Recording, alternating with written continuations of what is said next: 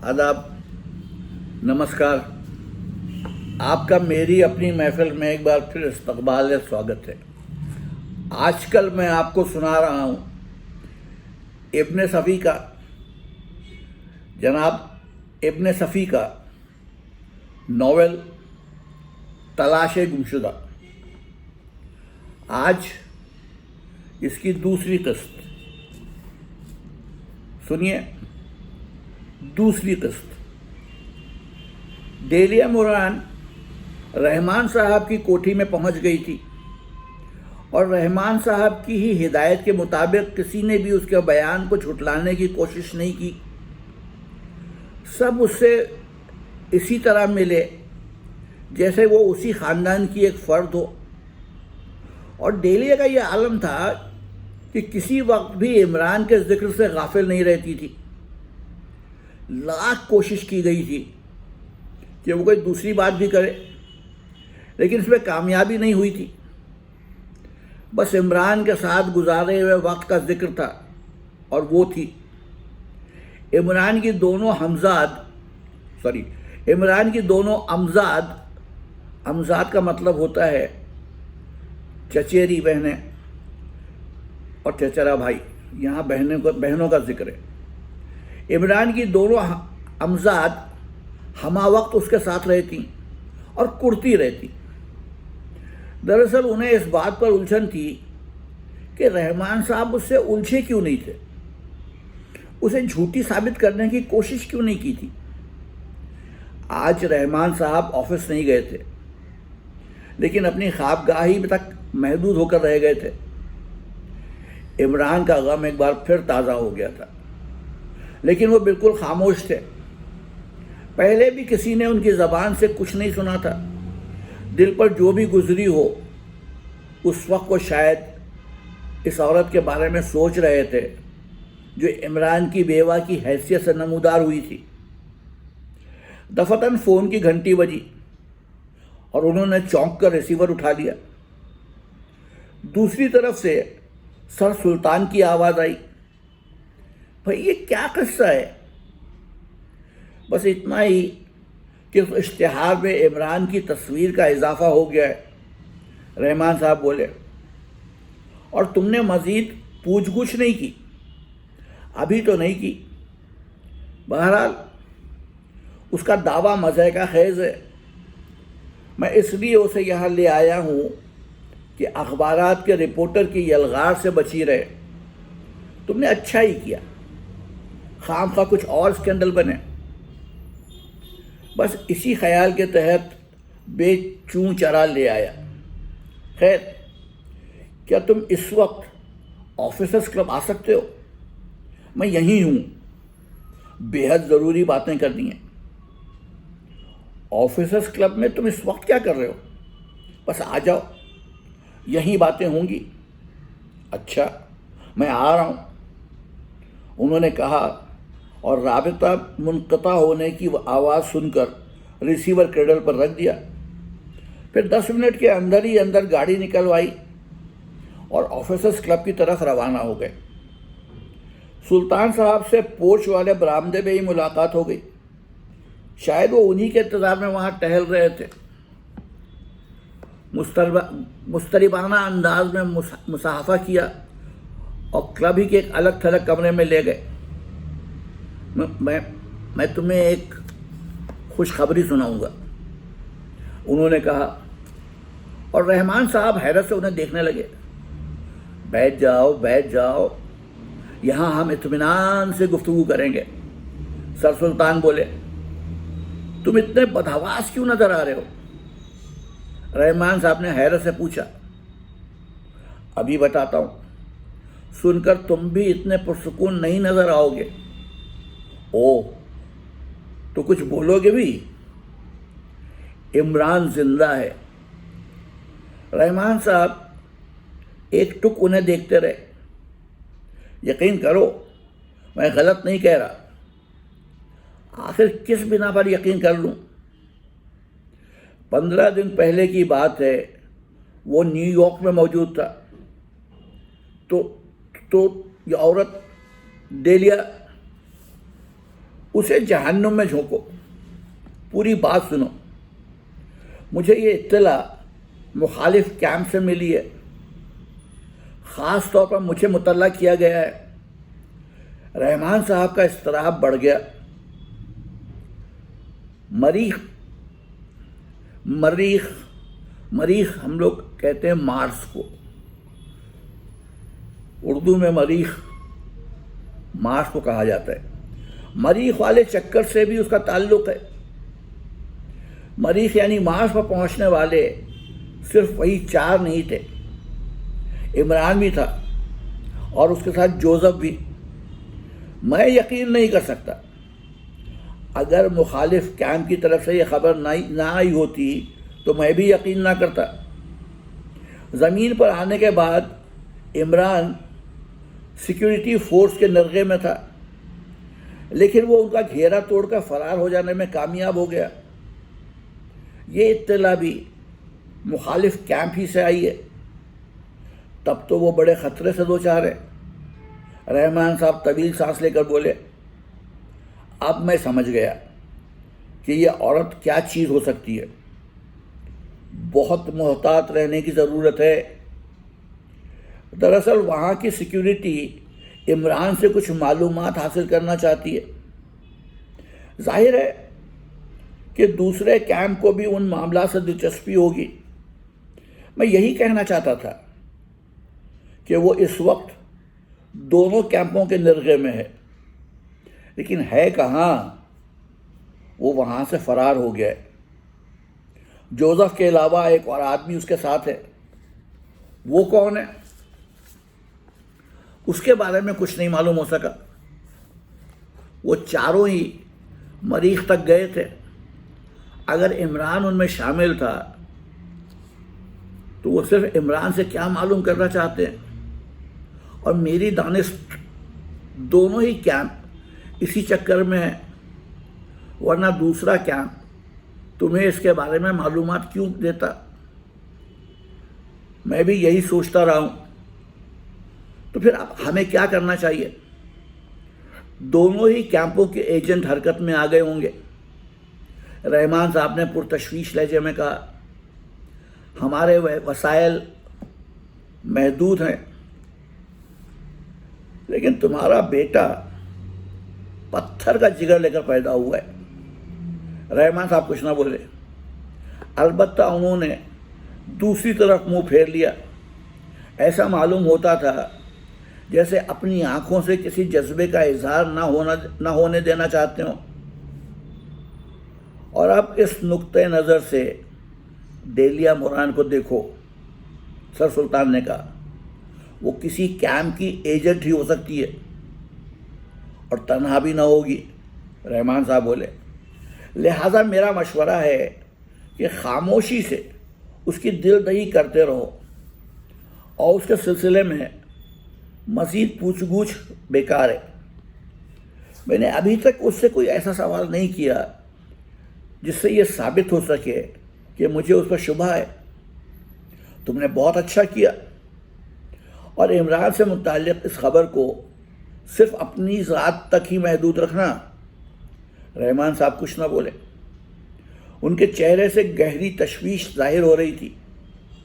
تھوڑی دیر بعد انہوں نے پوچھا، دوسرے کیمپ کا آدمی یہاں کے کس ادارے سے تعلق رکھتا ہے؟ اپنے سفیر کا، پریس اتاشی ہے. او رومانوف. ہاں وہی. ٹھیک ہے، میں محتاط رہوں گا. لیکن عمران اب کہاں ہے؟ کچھ نہیں کہا جا سکتا، لیکن یہ یقینی ہے کہ وہ ان کا گھیرا توڑ کر نکل گیا تھا. تو پھر یہ معلوم کرنے کی کوشش کی جائے کہ وہ ہے کہاں. ہرگز نہیں. سر سلطان نے سر کو منفی جنبش دے کر کہا، اس طرح شاید ہم ان کی رہنمائی کر بیٹھے جو اس کی تلاش میں. لیکن سلطان، یہ تو معلوم ہونا چاہیے کہ انہیں اس کی تلاش کیوں ہے. کیا کینیڈی کی برف باری کی خبر وہ مریخ یعنی مارس سے تو لائے تھے؟ مریخ والی بکواس میرے حلق سے نہیں اترتی. سر سلطان کچھ نہ بولے.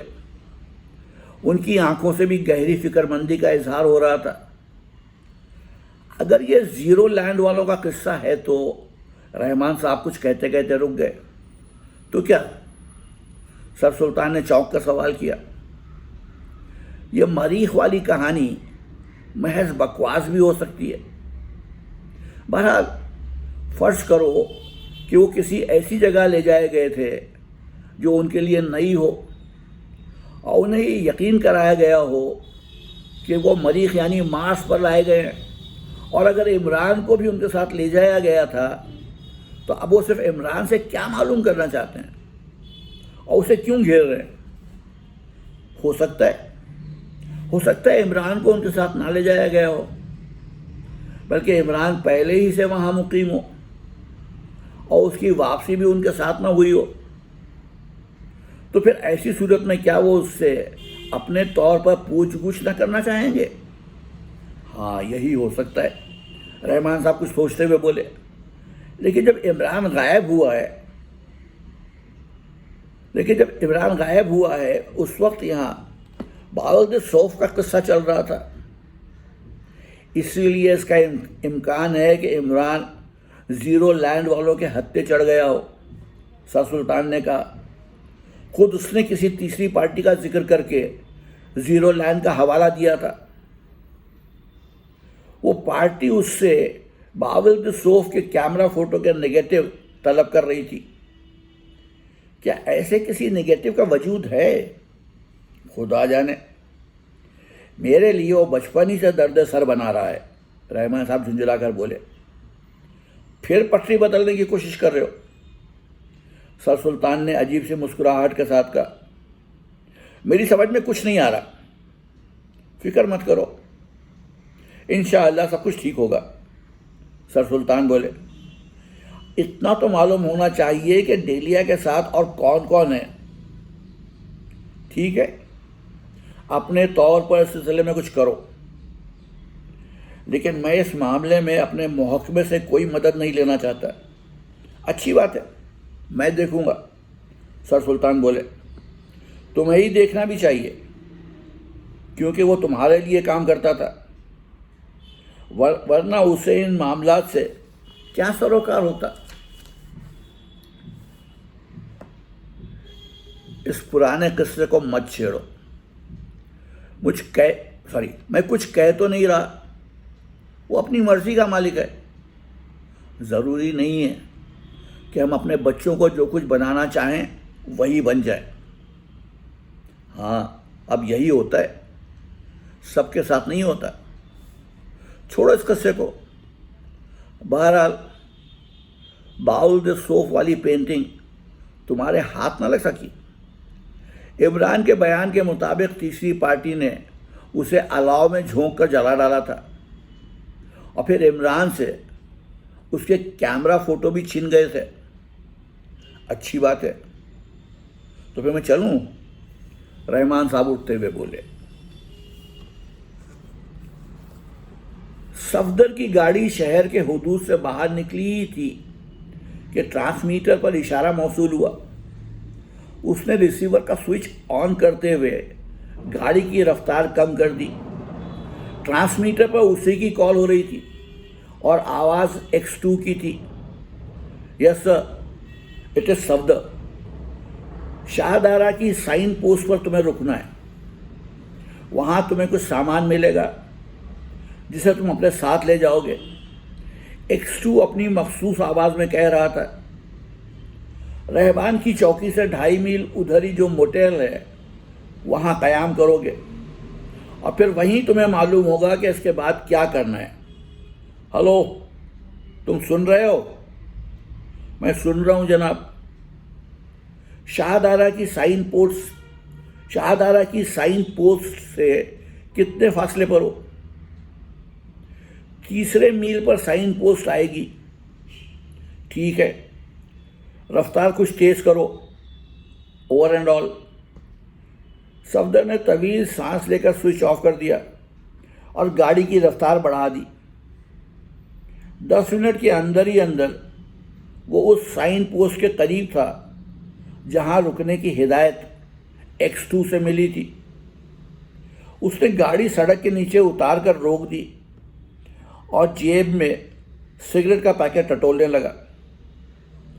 सिगरेट सुलगाकर सीट की पुष्टगाह से टिक गया और घड़ी पर नजर डाली। 5:15 हुए थे। वो चाहता था कि अंधेरा फैलने से पहले ही उस मोटेल तक पहुंच जाए जिसका हवाला X2 ने दिया था। वो सिगरेट के हल्के हल्के कश लेता रहा। चाय की तलब भी महसूस हो रही थी, लेकिन रवानगी के वक्त उसे ध्यान ही न रहा कि थर्मस में चाय भी ले लेता। थोड़ी देर बाद एक गाड़ी बाएं जानिब से आई और सड़क की दूसरी जानिब उतरकर रुक गई। सफदर ने सर घुमाकर उसकी तरफ देखा, लेकिन सीट ही पर बैठा रहा। उस गाड़ी से एक दराज कद आदमी ने उतरकर सड़क पार की और उसके करीब आकर खड़ा हुआ। मिस्टर सफदर, उसने आहिस्ता से पूछा। Yes please. अपनी गाड़ी की डिक्की उठाइए, कुछ सामान है। सफदर गाड़ी से उतरकर डिक्की खोलने लगा और अजनबी फिर सड़क पार करके अपनी गाड़ी की तरफ चला गया। वो भी अपनी गाड़ी की डिक्की उठा रहा था। फिर उसने 2 सूटकेस निकाले और उन्हें उठाए हुए सफदर की गाड़ी की तरफ पलट आया। फिर खुद ही वो दोनों सूटकेस डिक्की में भी रख दिए थे। सफदर ने डिक्की बंद की और मुड़कर उसे देखने लगा। वो अपनी गाड़ी में जा बैठा और इंजन स्टार्ट कर रहा था। सफदर भी खामोशी से ड्राइविंग सीट पर आ बैठा। सिगरेट फेंक कर कुंजी इग्निशन में लगाई। दूसरी गाड़ी ने कुछ दूर जाकर यू टर्न लिया और उसी तरफ चली गई जिधर से आई थी। सफदर ने इंजन स्टार्ट करके अपनी गाड़ी आगे बढ़ाई। मोटेल तक पहुंचते पहुंचते अंधेरा फैल गया था। यह मोटेल ज़्यादातर आबाद ही रहता था, क्योंकि यह शिकार का इलाका था और शिकारियों की टोलियां इधर आती रहती थीं। उनमें शिकार के शौकीन गैर मुल्की सयाह भी होते थे। यहाँ उन्हें क़याम व ताम की, मतलब रुकने और खाने पीने की,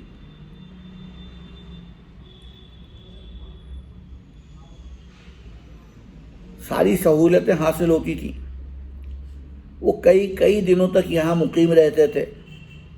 मोटेल के चारों अतराफ में जंगलों के सिलसिले दूर तक फैले हुए थे और मोटेल के करीब ही एक छोटी सी देहाती आबादी भी थी, जहाँ ज़्यादातर शिकार खिलाने वाले और माहीगीर यानी मछुआरे आबाद थे।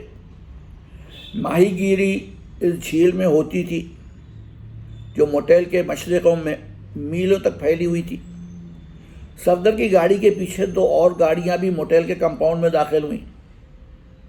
उनसे उतरने वाले कुछ गैर मुल्की थे, कुछ मुकामी। एक पोर्टर सफदर की गाड़ी के करीब भी आ खड़ा हुआ। मुझे यहाँ क़याम करना है, सफदर ने उससे कहा। बहुत बेहतर जनाब।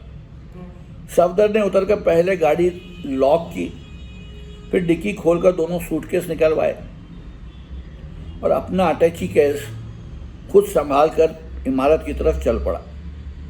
पोर्टर दोनों सूटकेस उठाए उसके पीछे चल रहा था।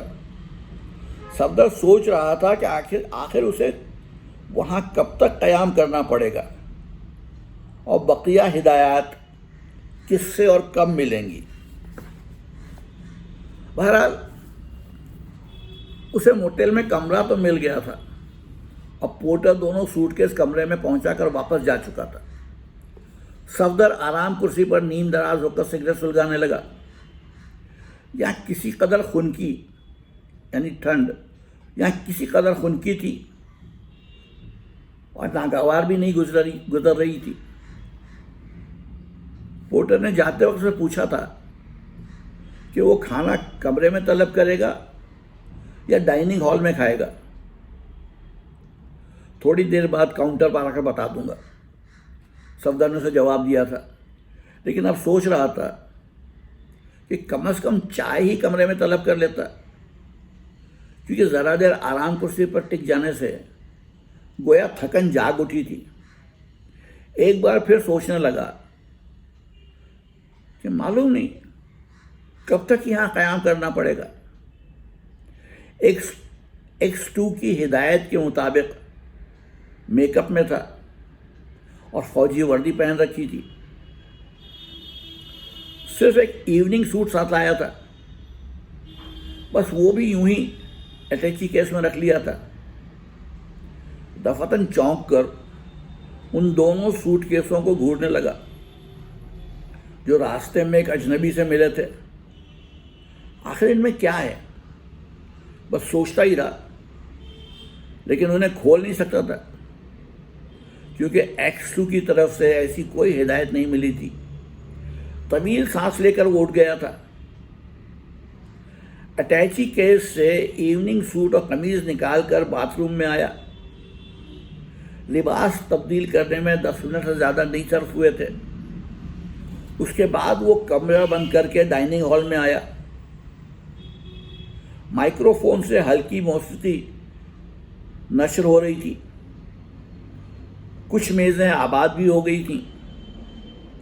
صفدر نے ان پر اچٹتی سی نظر ڈالی اور کاؤنٹر کی طرف بڑھتا چلا گیا۔ یس سر، کاؤنٹر کلرک اس کی طرف متوجہ ہوا۔ کچھ نہیں، بس یوں ہی، میرے ساتھی ابھی تک پہنچے نہیں ہیں، میں تنہا ہوں۔ تشریف رکھیے جناب۔ اس نے کاؤنٹر کے سامنے والے اسٹولوں کی طرف اشارہ کیا۔ میرا خیال ہے کہ رات گئے خنکی بڑھ جاتی ہوگی کسی قدر، لیکن موسم خوشگوار ہی رہتا ہے۔ آپ پسند فرمائیں گے؟ ضرور ضرور، میں تو جہاں سے آیا ہوں وہاں خاصا گرم موسم ہے۔ میرا خیال ہے کہ شاید آپ پہلی بار ادھر آئے۔ گزرتا رہا ہوں ادھر سے، کبھی یہاں ٹھہرنے کا اتفاق نہیں ہوا۔ یہاں آپ کو ہر طرح کا آرام ملے گا۔ جھیل میں مچھلیوں کا شکار بھی ہوتا ہوگا۔ جی ہاں، جھیل کے کنارے مناسب مقامات پر ہم نے کیبن بھی بنایا۔ سال بھر بزنس اچھا رہتا ہوگا۔ جی نہیں، سردیوں کے 2 ماہ زیادہ بہتر نہیں ہوتے۔ دفتن صفدر چونک پڑا۔ اسے ایسا محسوس ہوا جیسے ہال میں اس نے کوئی مانوس سا کہا سنا ہو۔ چاروں طرف نظر دوڑائی اور ٹھٹک کر رہ گیا۔ آنکھیں ایک لمبے اور دبلے پتلے آدمی پر جم گئیں جو تھوڑے ہی فاصلے پر بیٹھا ویٹر کی کسی بات پر ہنس رہا تھا، اور ویٹر اس طرح منہ بنائے کھڑا تھا جیسے انجانے میں اس سے کوئی غلطی سرزد ہو گئی ہو۔ آس پاس کے لوگ بھی اس کی طرف متوجہ ہو گئے تھے۔ صفدر حیرت سے اسے دیکھتا رہا۔ بالکل وہی، اس کے علاوہ اور کوئی فرق نہیں تھا کہ اب اس کا چہرہ داڑھی مونچھوں سے بے نیاز تھا۔ پھر ویٹر شاید اظہار ندامت کر کے رخصت ہو گیا اور وہ میز پر پڑے ہوئے اخبار کی سرخیاں دیکھنے لگا۔ صفدر تھوڑی دیر تک خاموش بیٹھا اسے دیکھتا رہا، پھر کاؤنٹر کلرک کی طرف مڑ کر بولا، شاید یہ بیچارہ بھی میری ہی طرح تنہا ہے۔ نہیں صاحب، یہ تو کئی آدمی ہیں اور جھیل والے کیبنوں میں ان کا قیام ہے۔ جب تک میرے ساتھی یہاں نہ پہنچے ہیں مجھے کسی سے جان پہچانی پیدا کرنی چاہیے۔ وہ ایک ایسے باطونی آدمی کا سا تاثر دینا چاہتا تھا جسے بکواس کے بغیر چین نہ آتا ہو۔ ضرور ضرور جناب، کاؤنٹر کلرک سر ہلا کر بولا۔ یہ صاحب خاصے ہنسمکھ آدمی معلوم ہوتے ہیں۔ صفدر اٹھ کر اس میز کے پاس پہنچا اور دراز قد آدمی نے سر اٹھا کر اس کی طرف دیکھا کہ اس نے کہا، اگر آپ اجازت دیں تو میں یہاں بیٹھ جاؤں۔ صفدر نے آواز بدلنے کی کوشش نہیں کی تھی۔ اس نے اسے چونکتے دیکھا۔ ضرور ضرور، وہ جلدی سے بولا اور بدستور اسے ٹٹولنے والی نظروں سے دیکھتا رہا۔ ضرورت یوں پیش آئی اس کی، صفدر مسکرا کر بولا، آپ میرے ایک شناسہ کے ہم شکل ہیں اور مجھے آپ کی آواز کچھ جانی پہچانی سی لگ رہی ہے۔ اجنبی نے کہا، لیکن مجھے اپنی آنکھوں پر یقین نہیں آ رہا۔ صفدر نے کہا، تو پھر میں کیوں اپنے کانوں پر یقین کروں؟ اجنبی مسکرا کر بولا، میرا نام صفدر ہے اور میں جیمسن ہوں۔ وہ اس کی آنکھوں میں دیکھتا ہوا بولا، اور میں تمہیں چھو سکتا ہوں؟ بالکل، تم مجھے گوشت پوست کا ہی پاؤ گے، بھوت نہیں ہوں۔ یہاں کیا کر رہے ہو؟ کیا وہ سامان ساتھ ہے؟ جیمسن نے پوچھا۔ اوہ، تو کیا وہ تمہارے لیے تھا؟ 2 سوٹ کیس میں ہے۔ کہاں ہے؟ میرے کمرے میں۔ انہیں گاڑی کی ڈکی میں ہی کیوں نہیں رہنے دیا تھا؟ ہم کسی وقت نکال لے جاتے۔ ہم سے کیا مراد؟ اوہ، تو کیا تمہیں نہیں معلوم؟ کیا نہیں معلوم؟ میں تنہا نہیں ہوں، بادشاہ سلامت اور حبشی غلام بھی ہے۔ یعنی کہ کچھ کہنے کی ضرورت نہیں۔ جیمسن ہاتھ اٹھا کر بولا، میں ہس میجسٹری کو اطلاع دے دوں گا۔ کس کمرے میں قیام ہے؟ کمرہ نمبر 8۔ بس اب دوسری باتیں کرو، جیمسن نے آہستہ سے کہا۔ لیکن صفدر کی حالت عجیب تھی۔ اس کی سمجھ میں نہیں آ رہا تھا کہ اب اسے کیا کرنا ہے یا کیا کہنا چاہیے، کیونکہ بادشاہ سلامت کا مطلب تھا عمران، اور حبشی غلام ظاہر ہے جوزف ہی ہو سکتا تھا۔ لیکن قصہ کیا ہے؟ تم خاموش کیوں ہو گئے؟ جیمسن نے اس کی آنکھوں میں دیکھتے ہوئے پوچھا۔ یہی سوچ رہا تھا کہ جن لوگوں کا قل بھی ہو چکا ہو وہ اب کیسے نظر آئیں گے۔ میں کیسا لگ رہا ہوں؟ میری تو برسی بھی ہو چکی ہے، کچھ سمجھ میں نہیں آتا۔ ادھر وہاں ان کی بیوہ نے سارا شہر سر پر اٹھا رکھا ہے۔ ہز میجسٹری کو اس کا علم ہے کہ ملکہ عالم دارالحکومت پہنچ چکی ہیں۔ تم صرف دارالحکومت کی بات کر رہے ہو؟ والد صاحب تو انہیں محل سرا میں لے گئے ہیں۔ یہ خبر ہز میجسٹری کی دلچسپی کا باعث ہوگی۔ خیر، میں نے کافی منگوائی ہے، تم بھی پی لینا۔ اس کے بعد میں یہاں سے واپس جا کر ہز میجسٹری کو حالات سے مطلع کر دوں گا۔ میں نے کہا تھا کہ اب دوسری باتیں کرو۔ تم کہاں تھے؟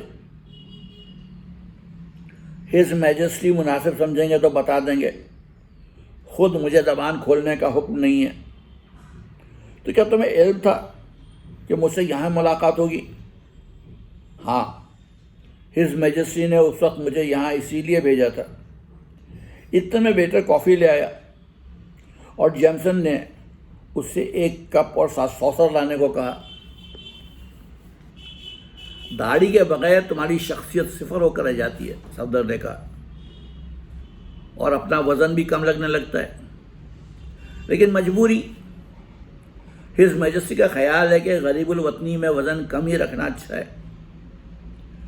میں جلد از جلد ان سے ملنا چاہتا ہوں، صفدر نے کہا۔ تم لوگ شاید ان کیبنوں میں مقیم ہو۔ تمہیں کیا معلوم؟ کاؤنٹر کلرک نے بتایا تھا۔ کیا تم نے اسے میرے بارے میں کچھ پوچھا تھا؟ بس خیال ظاہر کیا تھا کہ تم تنہائی معلوم ہوتے ہو، لیکن اس نے بتایا کہ تمہارے ساتھ کچھ لوگ اور بھی ہیں۔ تمہیں ایسا نہ کرنا چاہیے تھا۔ خیر، کافی پی کر اپنے کمرے میں چلے جانا اور رخصت ہوتے وقت مجھ سے ہاتھ ضرور ملانا۔ صفدر پرتفکر انداز میں سر ہلا کر رہ گیا۔ یہاں کی آب و ہوا بہت اچھی ہے، بھوک کھل کر لگتی ہے۔ ادھر کیبنوں میں کچھ لڑکیاں بھی ہیں۔ ارے ہاں، میرے پرنس کا کیا حال ہے؟ وہ بھی مجھے کبھی یاد کرتے ہیں؟ ظفر الملک 6 ماہ سے یورپ میں کہیں مقیم ہے۔ افسوس کہ ان سے ملاقات نہیں ہو سکے گی۔ وہ بھی تمہارے نام کے ساتھ مرحوم لگاتا رہا ہے، اور میں عیش کر رہا تھا۔ کہاں تھے؟ پہلے ہی کہہ چکا ہوں کہ ہز میجسٹی مناسب سمجھیں گے تو بتائیں گے۔ خیر، دوسری پیالی بھی آ گئی۔ جیمسن کافی بنانے لگا۔ صفدر کی نظر اس کے چہرے پر جمی ہوئی تھی، اور مسلسل عمران کے بارے میں سوچے جا رہا تھا۔ غرق ہوئے تھے سمندر میں، اور اب ایک پہاڑ کی ترائی سے برآمد ہو رہے ہیں۔ کافی پی کر وہ اٹھ گیا۔ جیمسن بھی اس کے ساتھ ہی اٹھا، اور دونوں نے بڑی گرم جوشی سے مصافحہ کرتے ہوئے ایک دوسرے کے لیے نیک خواہشات کا اظہار بھی کیا۔ پھر صفدر نے اپنے کمرے کی راہ لی۔ ابھی بھوک بھی نہیں محسوس ہوئی تھی۔ ویسے جاتے جاتے اس نے کاؤنٹر کلرک کو آگاہ کر دیا تھا کہ وہ 1 گھنٹے بعد کھانا اپنے کمرے ہی میں کھائے گا۔ کمرے میں پہنچ کر پھر آرام کرسی پر ڈھیر ہو گیا۔ ذہن الجھ کر رہ گیا تھا۔ 1.5 سال پہلے تنزانیہ میں مفقود الخبر ہو جانے کے بعد جیمسن اچانک اس طرح ملا۔ اور یہی نہیں، عمران اور جوزف بھی اس کے ساتھ تھے، جنہیں سمندر کی گہرائی نے نگل لیا تھا۔ اس نے ایک سگریٹ سلگایا اور اضطراب پر قابو پانے کی کوشش کرتا رہا، جو لہجہ بہ لہجہ بڑھتا ہی جا رہا تھا۔ آدھا گھنٹہ بھی نہیں گزرا تھا کہ دروازے پر دستک ہوئی۔ پلیز کم ان، اس نے اونچی آواز میں کہا، اور جیمسن دروازہ کھول کر کمرے میں داخل ہوا۔ آؤ، صفدر اٹھتا ہوا بولا۔ بیٹھوں گا نہیں۔ کہا گیا ہے کہ تم صبح 9 بجے یہاں سے رہبان کی چوکی کی طرف روانہ ہو جاؤ گے۔ سامان تمہارے ساتھ ہوگا۔ کمرہ انگیج ہی رکھنا، کیونکہ شاید تمہیں پھر یہیں واپس آنا پڑے۔ اچھا، صفدر طویل سانس لے کر بولا۔ تو عمران صاحب سے اس وقت ملاقات نہیں ہو سکے گی؟ سوال ہی نہیں پیدا ہوتا۔ پھر کیا صورت ہوگی؟ میں کچھ نہیں جانتا مسٹر صفدر۔ مجھ سے جو کہا گیا تھا تم تک پہنچا دیا۔ تو کھڑے منہ کیا دیکھ رہے ہو؟ صفدر جھنجھلا کر بولا۔ میں نے سن لیا ہے، اسی کے مطابق عمل کروں گا۔ اتنی ناراضگی؟ جیمسن ہنس کر بولا۔ ہم شاید 1.5 سال بعد ملیں۔ صفدر کچھ نہ بولا۔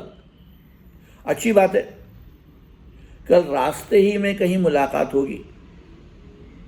پھر تم نے یہ کیوں کہا تھا کہ تم کچھ نہیں جانتے؟ Bye bye.